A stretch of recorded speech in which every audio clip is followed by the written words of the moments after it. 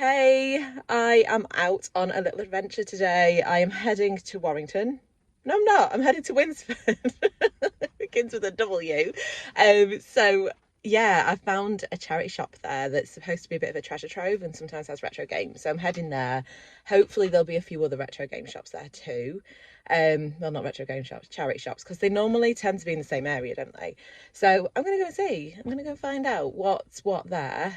I have got a little bit of a mission to do first of all though, but I will fill you in on that very shortly.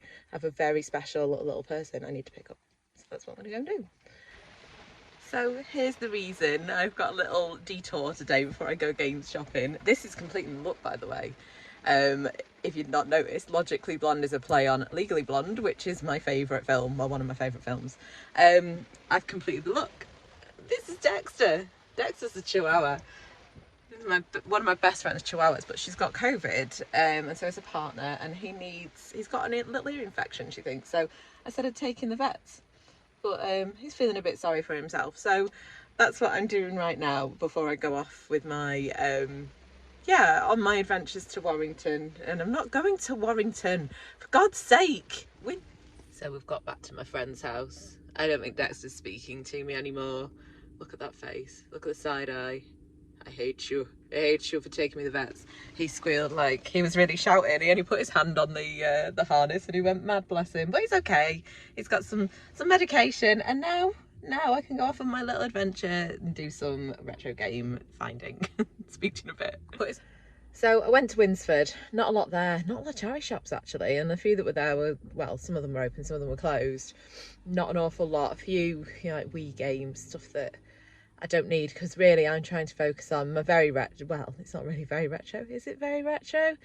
Sega and SNES.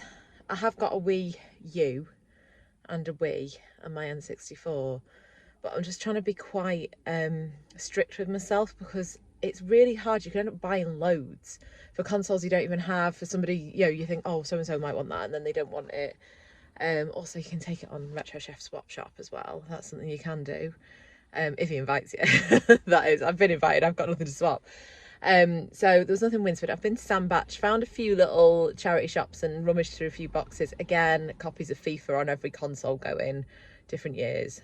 A few Wii games again, a few 360 games, but I'm not collecting, I'm not in the market for that. So yeah, and then at the market hall in Sandbach is actually quite nice. They've got some retro shops, like LP shops and things from the 60s and 70s, so not really our era, not 80s, 90s. There was a little shop in there that had some gorgeous irregular choice shoes. They were stunning and they'd never been worn, and they were 72 quid, and I was just like, oh no, I don't need any more shoes. But they are my favourite brand, so yeah, I used a lot of willpower and left them where they were. So I'm going to head back to Crewe because it's on my way home, just stick my beak in a few of the ones that I know there, and I know where the actual games are, so I don't have to rummage too much because I know where they are in those shops if they've got any. So I'm going to go and head there now. So I went to Winsford, couldn't find anything there. I've been to Sandbach, found a few little boxes, a few little bits and pieces in different charity shops, but nothing worth writing home about. I've come to Crewe and I've looked around the charity shops again. There's quite a few of them closed, and it's like, I understand the charity shops, right, and the volunteers run them, but Saturday and they've got prime like locations in town and there's not that many other shops, so it's not busy. I can understand why they don't open, they need the volunteers and stuff, but it's just like, and they're open Monday to Friday as well, so for those of us who work Monday to Friday, can't see me talking, I've got my glasses on. You can't find anything, so I thought I'll just nip. Oh, I did go into Cash Converters.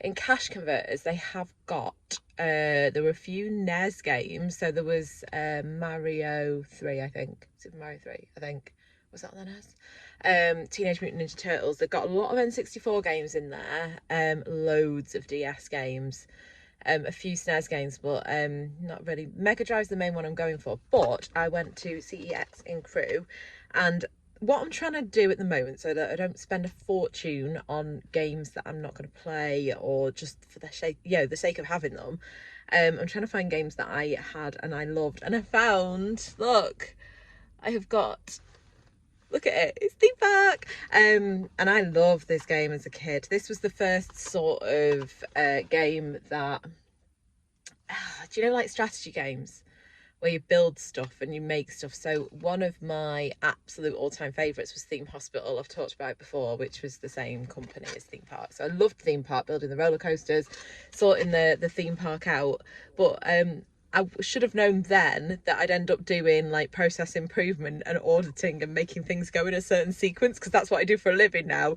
But in those games, like Theme Park, yeah, I tried to make them run as efficiently as possible, like have things strategically placed so that people could go to them. Bit harder on Theme Park because they tended to just wander around, but on like Theme Hospital, even like down to how I built my little rooms, like the GP's rooms, I'd have the desk right next to the door, so it was the minimum time that someone needed to go into the room. Again, with these games, because you've got customers or patients, they just start wandering off and you can't keep them under control, but there's an element of things you can control in it to optimize the rooms. I'm so sad, but yeah, I'm really pleased with that. So that's a good little find, even though it was £8, which is probably over the odds. I'm just waiting for car boot season. Everywhere's waterlogged at the moment, especially the local car boots. So yeah, I'm just waiting for fields to dry out so that I can actually go and have a rummage. And this is where I'm going to get the real like little treasures, I think.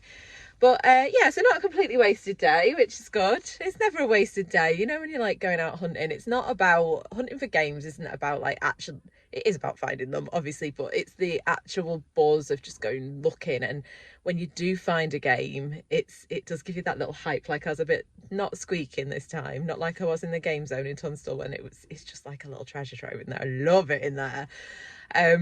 But yeah, if you do find one, it's nice. And even though I had to go to CEX for it, I have got another game for my collection, so I'm pleased about that. I hope your weekends are going well. I'm sorry for drivelling on about nonsense, but if you subscribe to my channel, that's what you're going to get, I'm afraid. Peace out, speak to you soon.